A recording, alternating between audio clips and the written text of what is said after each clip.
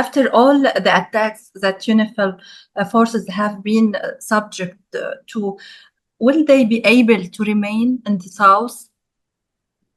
Well, we have shown that we stayed. We decided to stay even the other day when the IDF told us to leave our positions close to the blue line. We decided to stay. It was a decision taken by all the troop contributing countries and by New York. Yesterday we were attacked 3 times. This morning again with one of our position inside the base, and we are still staying. I know it's challenging. I know it's difficult, but we are here because the Security Council asked us to be here, and it's not that one member state of the UN can tell what the mission should be doing. So this is a decision by the Security Council. We are very limited in terms of monitoring capabilities, but we do whatever we can to keep a presence of international community in the South, also to report to the Security Council. Yes, Andrea, but how you understand the purpose behind the attacks on UNIFIL? Honestly, we don't understand. Why is this happening? It's exactly, that's difficult for all of us. It's really concerning. There is still a discussion ongoing now with the Israeli authorities also in New York to understand the reason behind, because a lot of times we are told that this is done, that we should move from our position for our security, but then we are targeted by the IDF.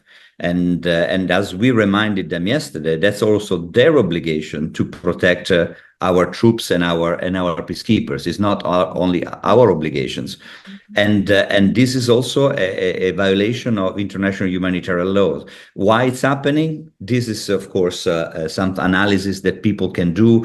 It's not for the mission. Our role at the moment is to maintain our positions, but it making very challenging to continue to work in South Lebanon. And there is information or reports telling that some countries have started to consider withdrawing their forces. Any information? No, we see a lot of reports and rumors, but all governments have still reiterated their support for the mission. So one thing is the rhetoric, the other is the reality. Even the other day when they asked us to leave, all the 50 troop contributing countries of UNIFIL decided to stay. Of course, if there is a situation where it would be impossible for us to operate, it would be impossible to preserve the safety and security of all our contingents, the Security Council will decide what to do with the mission. In 2006 was the same. We stayed. There was 34 days of war.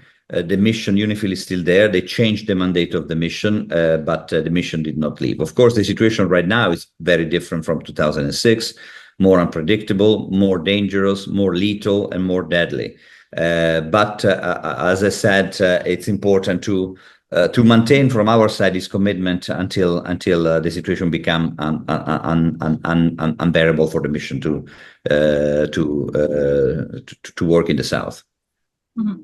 Andrea, last, what precautions or measures have you been taken after your forces were attacked?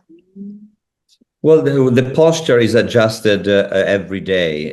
Of course, when there is heavy shelling, the importance for our troops is to stay inside our bases and our shelters in order to be in a safe environment. Although we have noticed that also in these days, we also been hit close to our bunkers by the IDF the other day. So this is the posture that we are adopting right now. But what we are asking is that we need to go back to monitoring outside our bases. But most of all, the most important and urgent things to do right now is to deconflict humanitarian activities. Thousands of people are stuck in the South. We need to deconflict these activities with the parties and with the IDF, informing where we are going, informing of humanitarian corridors. We have been able to provide some assistance in the last couple of days, but we need much more because there's still a lot of people in villages that have very little, and the basic needs to be taken to them.